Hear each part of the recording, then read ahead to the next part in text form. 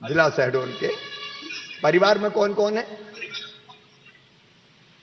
परिवार में 2 बच्चियां रहीं, शादी कर दिए हैं, एक बच्चा है अभी। बेटा क्या कर और रहा है मिसेज। अभी? बेटा क्या कर रहा है अभी? बेटा बेटा पढ़ता है अभी अच्छा, कौन सी क्लास में? 10वीं में। 10वीं में। आपके पास जमीन कितनी है? जी, सम्मिलित में है 4.5 हेक्टर।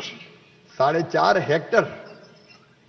जी, सम्मिलित परिवार है। कितने भाई 2 हैं? भाई हैं। 2 भाई में हम 2 भाई हैं। जी ठीक है। बस भैया ये मेरा कहना था कि बच्चों को अच्छे से पढ़ाना जी। है ना। अच्छा, अभी तो स्कूल बंद है सर जी। अच्छा, जमीन अपनी सिंचित है कि असंचित है? कुछ सिंचित है, करीब 2 एकड़।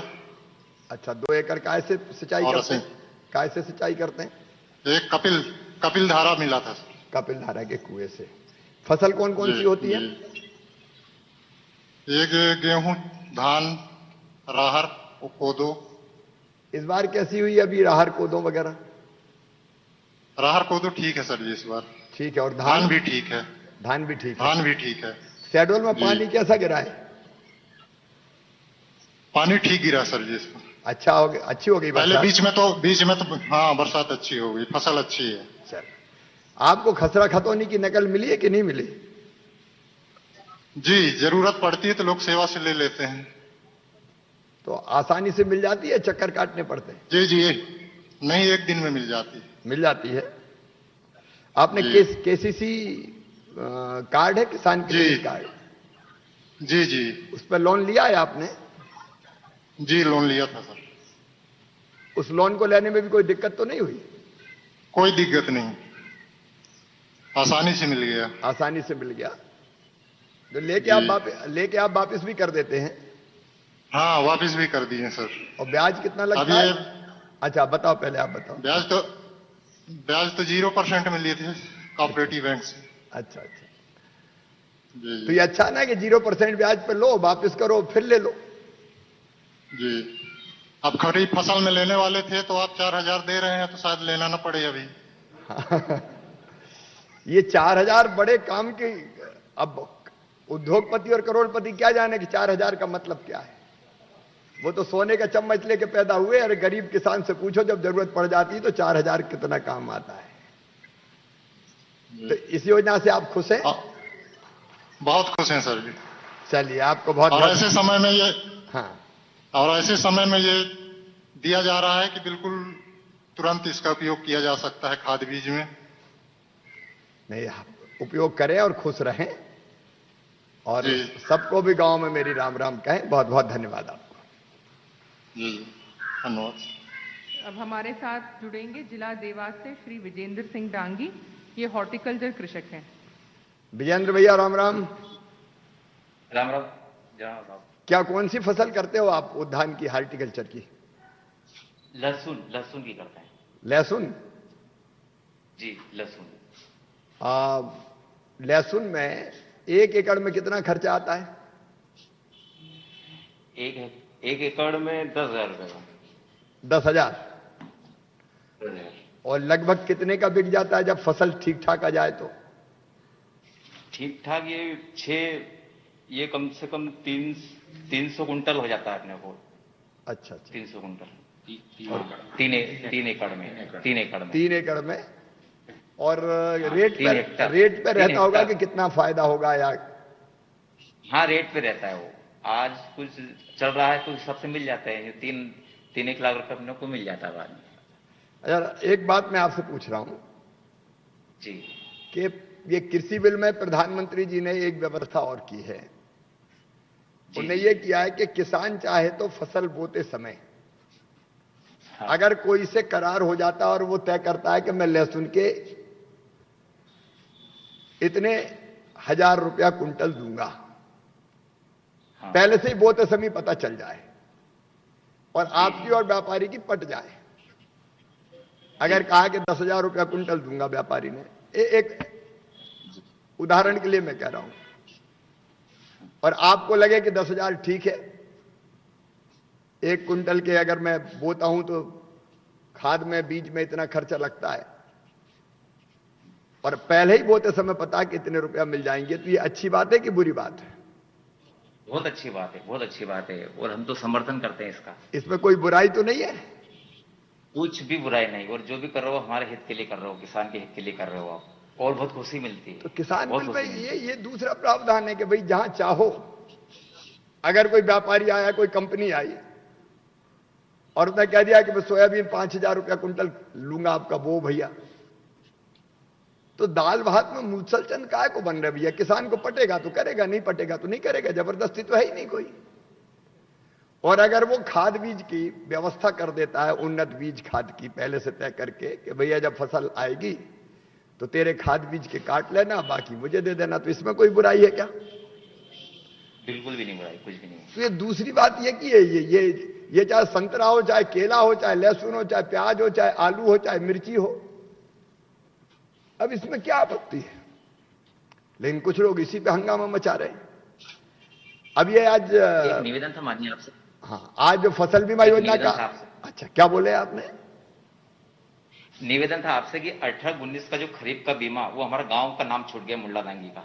अच्छा तो अच्छा, वो इस कारण लाभ नहीं ले पा रहे हैं, और बाकी सब दूर मिल गया बीमा। हॉर्टिकल्चर का मिल गया, और हार्टिकल्चर का तो मिल गया, लेकिन खरीफ का 18-19 का बीमा हमें नहीं मिला उसका। अच्छा, 18 क्योंकि हमारा गांव का नाम छूट। हार्टिकल्चर का आपको भी, 18-19 का हार्टिकल्चर का मिल गया? हार्टिकल्चर का तो आ गया। कितना मिला? आ गया 1,02,000 रुपया आ गया, 1,02,213 रुपये। 1,02,000 का मिला है। अभी 18 में और 19 का जो था आपने बताया, हाँ, तो उसको फिर से एक बार चेक कराएंगे। एक बड़ी बात यह है, मैं आरोप नहीं लगा रहा, लेकिन पूर्व सरकार ने तो 18-19 का प्रीमियम ही जमा नहीं किया था भैया। मैंने बन के तत्काल प्रीमियम जमा किया, तो जिनको मिला उनको भी इसलिए कि हमने प्रीमियम जमा किया। अब इसको मैं चेक करा, हमारा गांव ही छूट गया उसमें। हाँ, उसका मैं चेक करवा, हमारा गांव ही छूट गया, मुल्ला दांगी। ठीक है। और अभी मैं जब चर्चा करूंगा तो मैं तो ये सोच रहा हूं कि एक ऐसी फसल बीमा योजना बनाओ यार कि कंपनियों के भरोसे ही मत रहो, सरकारी कंपनी बनू ले, तो ये छूटा छूटी का भी चक्कर खत्म हो जाए। अच्छा माननीय, एक निवेदन था आपसे एक और। हाँ हाँ, ये काली सिंध जो नदी है, वहां से 500 गांव इधर लगते हैं, 100 गांव इधर लगते हैं, उस पर पुलिया अगर बन जाए तो बहुत अच्छा रहेगा। ये पुलिया जरा बन जाए भूतेश्वर और पिपरावा। ये जरा कल्पना जी नोट करवा लो, पुलिया का मामला संबंधित विभाग को भेज देंगे हम। ठीक है भैया, ये काल, हाँ, भूतेश्वर का। चलिए, बहुत बहुत धन्यवाद। अब आगे बढ़ना पड़ेगा क्योंकि मेरे दौरे भी हैं। धन्यवाद डांगी जी, धन्यवाद सर। अब मैं माननीय मुख्यमंत्री जी से अपने उद्बोधन के लिए आग्रह करती हूं। मेरे साथ यहां उपस्थित मध्य प्रदेश सरकार के राजस्व और परिवहन मंत्री आदरणीय गोविंद सिंह राजपूत जी, हमारे उद्यान की मंत्री और मेरे साथ राज्य मंत्री, खाद्य प्रसंस्करण मंत्री भाई भारत सिंह कुशवाहा जी,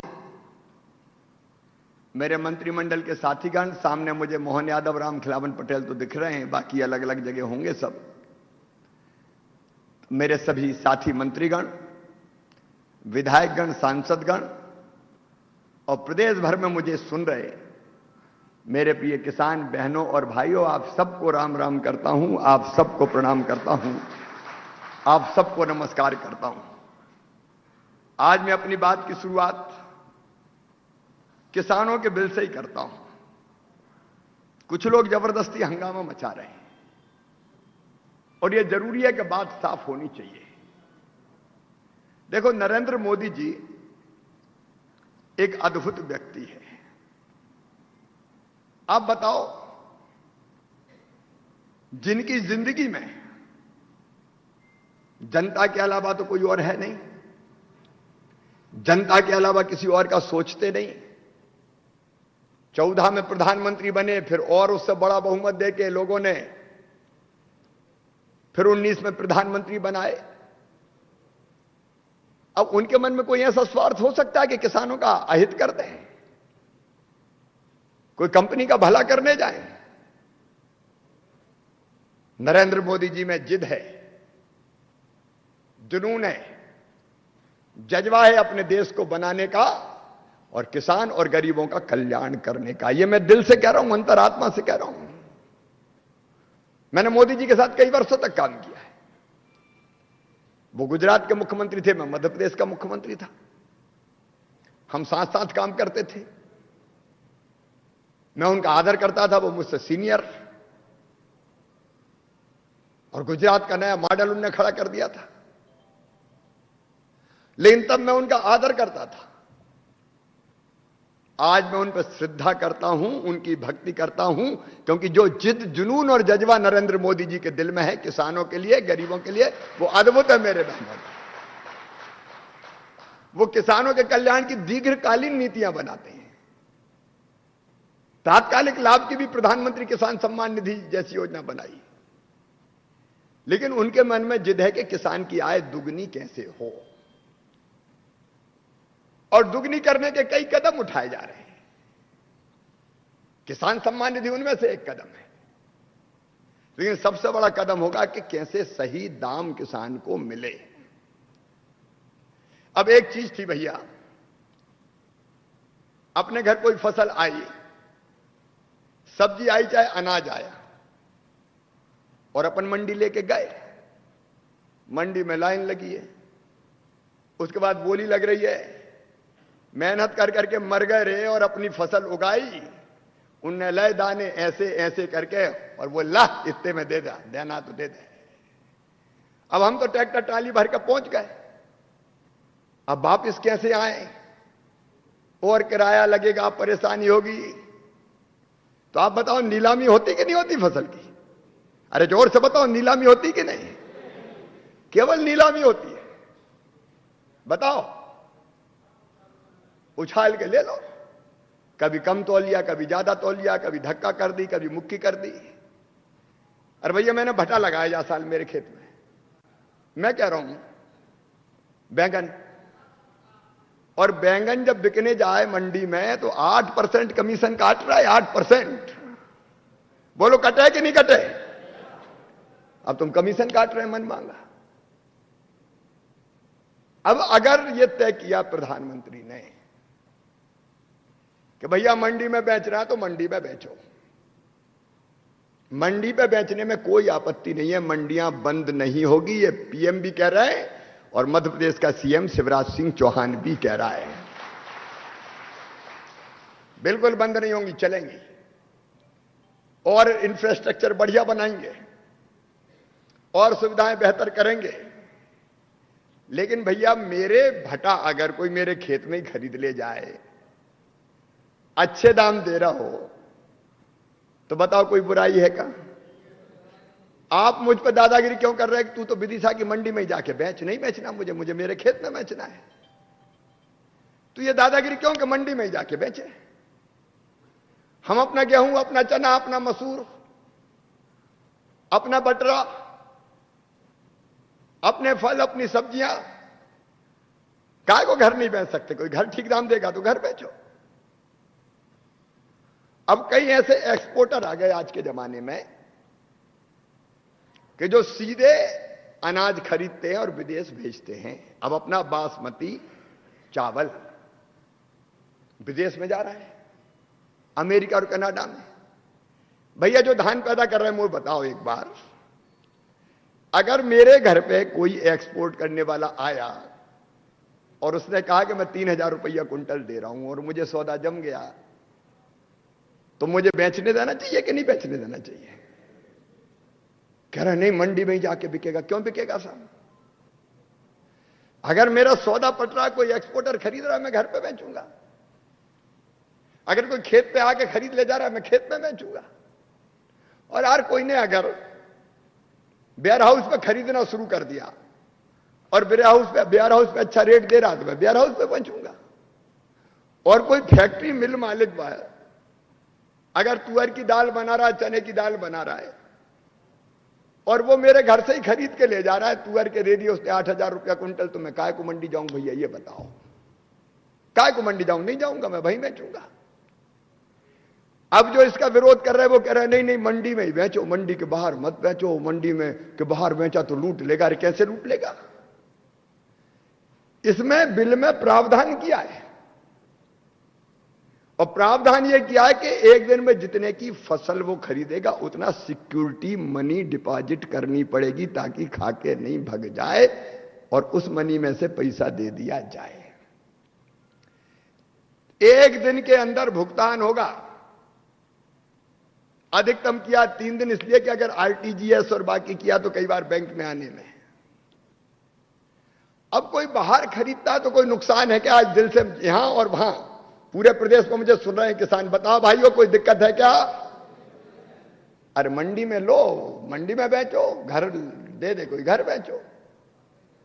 इस बिल में यही प्रावधान है। एक दूसरी बात जहां में जा कही है, जो मैंने बीच में चर्चा में थोड़ी बताई थी, कि अगर कोई व्यक्ति या कंपनी आ जाए कि हम भैया आप लगा